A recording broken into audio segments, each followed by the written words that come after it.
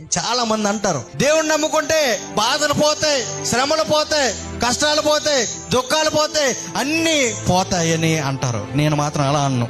దేవుణ్ణి నమ్ముకుంటే మీకు శ్రమలు వస్తాయి, కష్టాలు వస్తాయి, దుఃఖాలు వస్తాయి, బాధలు వస్తాయి, ఇరుకులు వస్తాయి, ఇబ్బందులు వస్తాయి. షడ్రక్ మెషక్ అబేద్నెగో ఉన్నారు కదా, ప్రతిమకు పూజించమన్నారు. మేము పూజించాం, దేవుడి కోసం చచ్చిపోవడానికి రెడీగా ఉన్నాం, కానీ పూజించమన్నారు. అప్పుడు వాళ్ళకి ఏమొచ్చింది?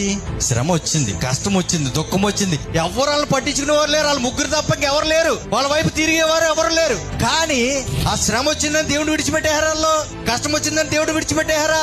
బాధ వచ్చిందని దేవుడు విడిచిపెట్టారా? అగ్నిగుండంలో వేసేస్తున్నారని దేవుడిని విడిచిపెట్టేశారా? దేవుడితోనే ఉన్నారు.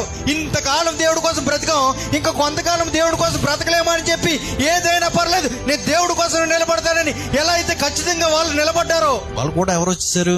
అగ్నిగుండంలో వేసేశారు. అప్పటి వరకు ముగ్గురే. ఎప్పుడైతే అగ్నిగుండంలో పడ్డవయ్యారో, నాలుగో వ్యక్తిగా ఎవరున్నారు? అక్కడ ఎవరున్నారు? ఏం చేయడు? కష్టాన్ని తీసివేసాడు, అక్కడ దుఃఖం తీసివేశాడా? ఆ సమస్యను మార్చేశాడా? ఆ రాజుని తీసివేశాడా? ఎవరిని తీసివేశాడు? ఏమీ తీలే.